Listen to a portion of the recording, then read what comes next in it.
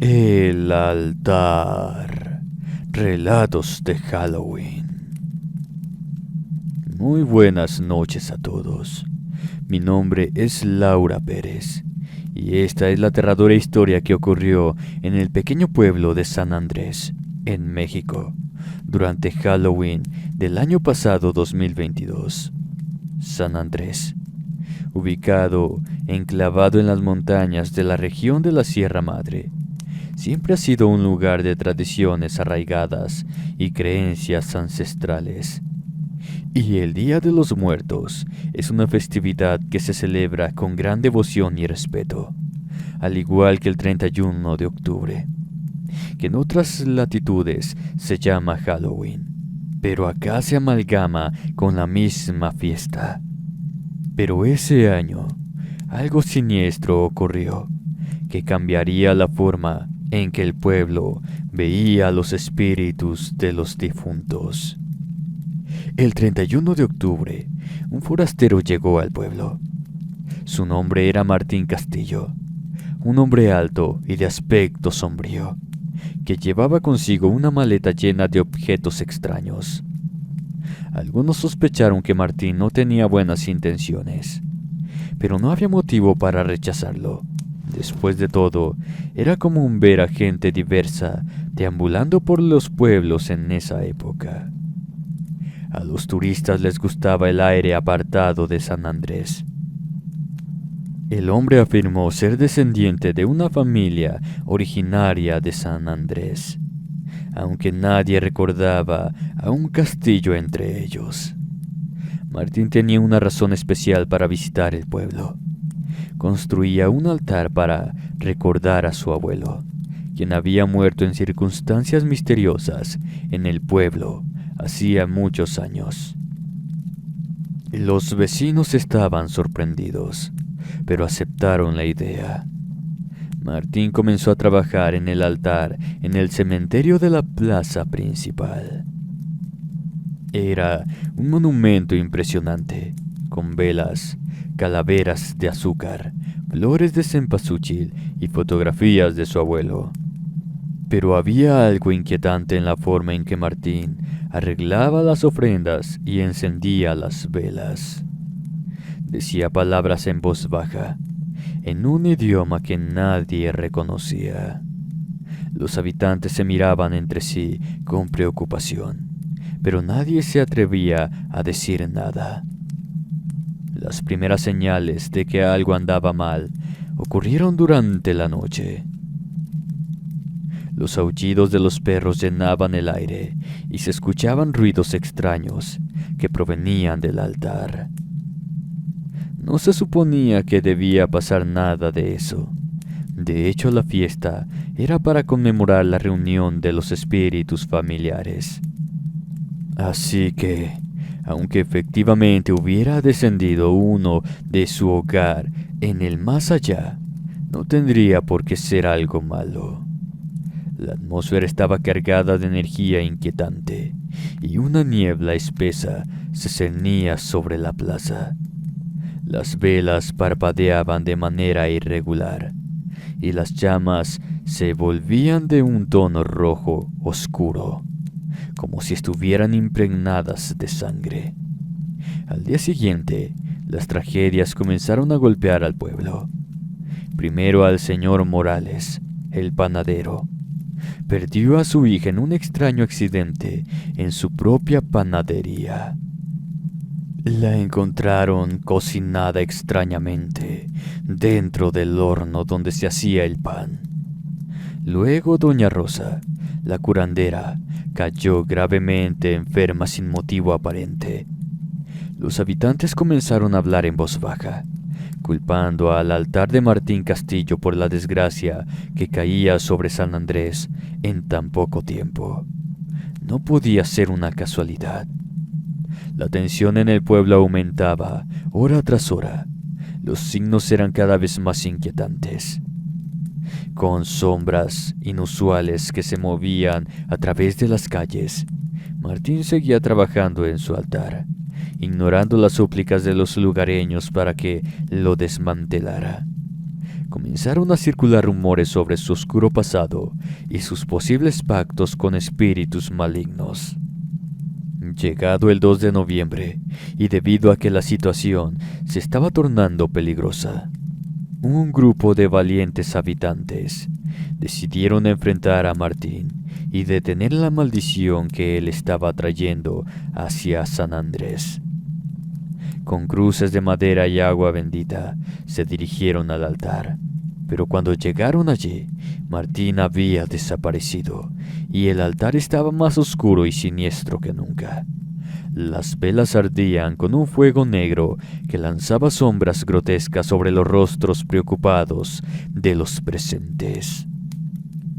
Decidieron destruir el altar, pero al tocarlo, una fuerza oscura los arrojó hacia atrás.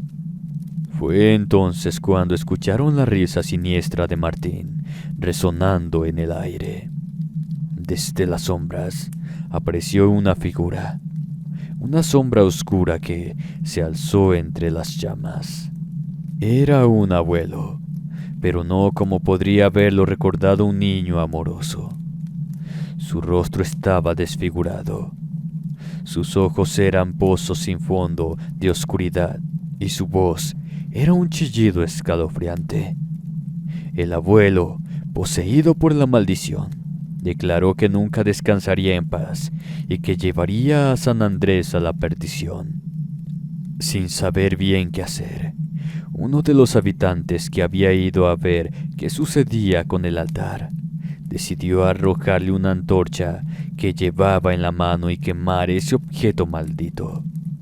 Afortunadamente el fuego prendió rápidamente contra el mantel de tela llena de cera de velas y lograron expulsar al espíritu maligno antes de que hiciera más daño, antes de que cumpliera su promesa. Desde ese día, Martín Castillo y su altar maldito desaparecieron del pueblo. San Andrés se recuperó lentamente de las terribles experiencias que vivieron durante aquel día de Halloween y Día de Muertos. Pero la memoria de esa noche persiste hasta el día de hoy. No sabemos si este año este Martín Castillo vuelva a ser de las suyas. Muchas gracias por escucharme. Los ahorcados. Relatos de Halloween. Mi nombre es Juan Murieta y esta es la historia de una experiencia que vivimos en la casa de los ahorcados, en el pueblo de San Sebastián, México. Era el 31 de octubre del año 2020, una noche fría y lúgubre, cuando un grupo de amigos y yo decidimos explorar la casa abandonada que había atormentado a nuestro pueblo durante décadas. Fue más una ocurrencia de jóvenes borrachos, de la cual pronto nos arrepentiríamos. La casa de los ahorcados se erguía al final de una callejuela desierta, como si el mismo tiempo hubiera olvidado su existencia. La luna brillaba tenue en el cielo, y las sombras de los árboles se alargaban de manera inquietante, como si se resistieran a tocar la casa. El viento soplaba con un gemido siniestro mientras nos acercábamos, con cámaras en mano y corazones llenos de emoción y miedo. Nuestro grupo estaba compuesto por 5 amigos: Julieta, Pedro, María, Carlos y yo. Llevábamos linternas, provisiones y una radio para mantenernos conectados con el mundo exterior, aunque pronto descubriríamos que eso no sería suficiente.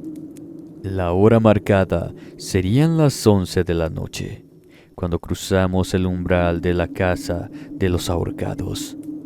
Pensamos que esa sería la mejor hora para vivir una sorpresa paranormal y no nos equivocamos.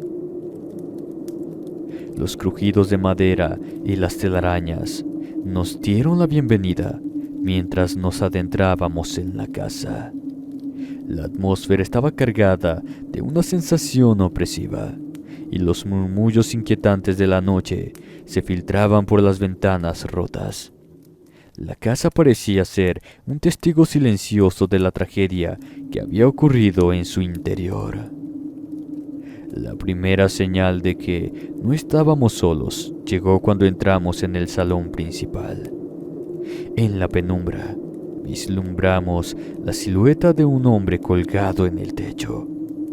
El cuerpo oscilaba ligeramente, balanceándose de un lado a otro, como si el viento lo hubiera mecido. Nos congelamos, horrorizados, hasta que nos dimos cuenta de que era un maniquí, parte de la decoración macabra que alguien había colocado allí. Decidimos avanzar por la casa, explorando cada habitación con precaución.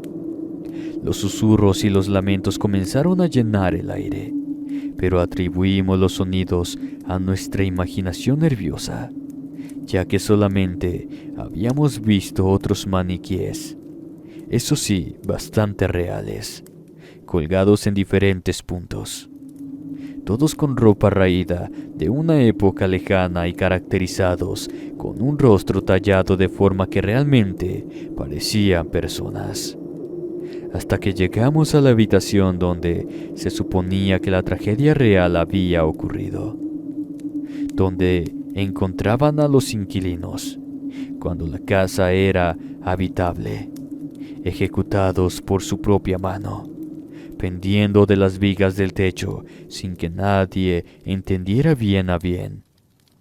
Colgados por su propia mano, pendiendo de las vigas del techo, sin que nadie entendiera de bien a bien qué era lo que lo provocaba. En ese oscuro rincón de la casa, encontramos 5 figuras colgadas del techo, cada una balanceándose lentamente con una cuerda alrededor del cuello.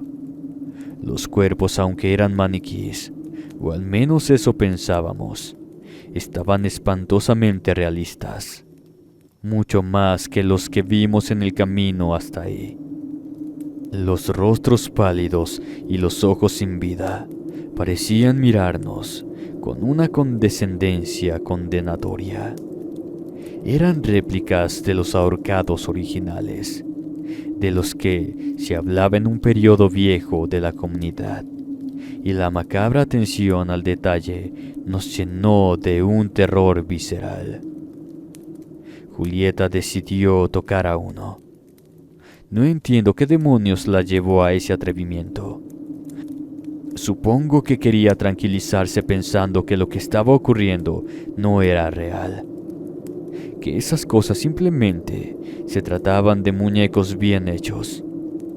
Pero la sorpresa que nos llevamos todos es que uno de los dedos pequeños del pie de esas marionetas se desprendió con facilidad y ella, bajo la luz mortecina de la linterna, se dio cuenta que lo que estaba sosteniendo tenía un hueso dentro. Un pedazo de carne con un resto óseo duro era lo que tenía en su mano. Mi amiga gritó y lanzó la parte lejos de sí. Cuando alumbramos el cuerpo de donde la había sacado, nos dimos cuenta que realmente era un ser humano, al igual que los otros 4 colgados, que ya bajo la vista indagatoria se mostraban con rasgos de descomposición en toda su anatomía. María comenzó a sudar frío y a tener un ataque de pánico, así que decidimos que era hora de abandonar la casa. Pero cuando intentamos regresar, nos dimos cuenta de que las puertas estaban selladas. Un escalofrío recorrió mi espalda mientras comprendíamos que estábamos atrapados. Nuestras linternas parpadearon y se apagaron sin explicación aparente. La radio emitió un zumbido inquietante, un sonido que casi podría haber sido confundido con un grito, antes de quedarse en silencio. Nos hallábamos en completa oscuridad, a merced de lo desconocido. Los lamentos se hicieron más fuertes y los maniquíes parecían moverse. sus brazos extendiéndose hacia nosotros, como si intentaran alcanzarnos al abismo. Sus brazos extendiéndose hacia nosotros, como si quisieran arrastrarnos al abismo. María comenzó a sollozar y Julieta gritó de terror cuando algo frío e invisible tocó su brazo. El miedo nos paralizó, pero la determinación de sobrevivir nos dio fuerza.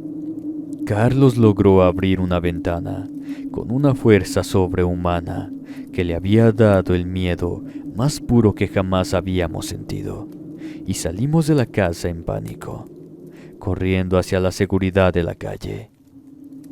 Las puertas que antes estaban selladas, ahora se encontraban abiertas de par en par, como si la casa nos hubiera liberado a regañadientes, burlándose de nuestra desgracia, con una mueca chimuela de vidrios rotos. Nunca descubrimos quién había creado esa macabra escenografía en la casa de los ahorcados, ni por qué. Pero una cosa era segura: los espíritus de las personas que habían sufrido allí aún acechaban en la casa. La casa de los ahorcados sigue en pie, esperando a aquellos que se atrevan a desafiarla. Pero nosotros nunca volvimos a ser los mismos después de nuestra aterradora experiencia. La niña de la casa. Muy buenas noches. Mi nombre es Mariano García. Mis amigos y yo habíamos escuchado rumores sobre la casa abandonada en el oscuro callejón de Tepoztlán. Pese a que ese era un pueblo pequeño, guardaba una buena cantidad de incógnitas alrededor de ciertas construcciones que nos hacían pensar en que el mundo estaba poblado de misterios sin resolver. Decían que estaba maldita, que las paredes guardaban secretos oscuros y que nadie se atrevía a entrar en ella, pero que una de las noches, con más actividad que se podían ver a través de las ventanas de cristales rotos, eran en las noches de Halloween. Éramos adolescentes, llenos de bravuconería y sed de emociones. Esa noche decidimos enfrentar nuestros miedos. La fecha era el 31 de octubre y el reloj marcaba las 11:45 p.m. Con precisión y exactitud, nos encontramos en la esquina del callejón, justo frente a la casa. La luna llena iluminaba tenuemente las sombrías paredes de la estructura y las hojas crujían bajo nuestros pies mientras avanzábamos. Habíamos traído linternas y cámaras para documentar nuestra aventura, pero pronto nos daríamos cuenta de que las imágenes no serían suficientes para explicar lo que viviéramos esa noche. La casa se alzaba ante nosotros, imponente y cubierta de hiedra. El silencio de la noche se rompió cuando uno de nosotros, Sergio, abrió la oxidada puerta principal. Los crujidos de las bisagras parecían anunciar que estábamos invadiendo un lugar prohibido.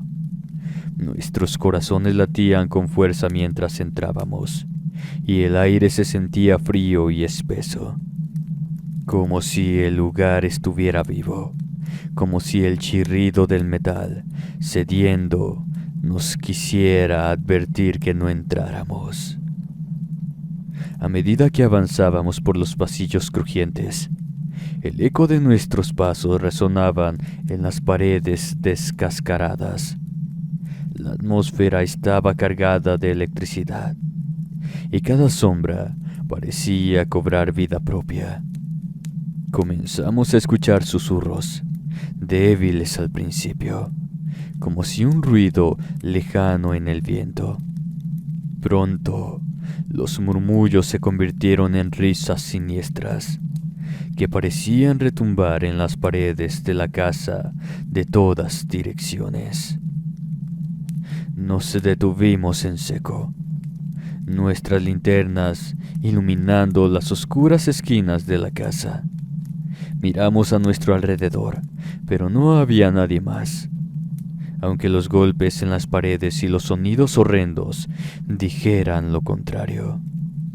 Solo nosotros, 4 amigos, solos en una casa abandonada en Halloween. Decidimos seguir adelante, convenciéndonos de que debía ser solo el viento o nuestra imaginación jugando trucos. A medida que avanzábamos, llegamos a un viejo comedor cuya mesa estaba cubierta de polvo. Las sillas estaban dispuestas alrededor de la mesa, como si estuvieran esperando a que alguien se uniera a una macabra cena. Fue entonces cuando lo vi.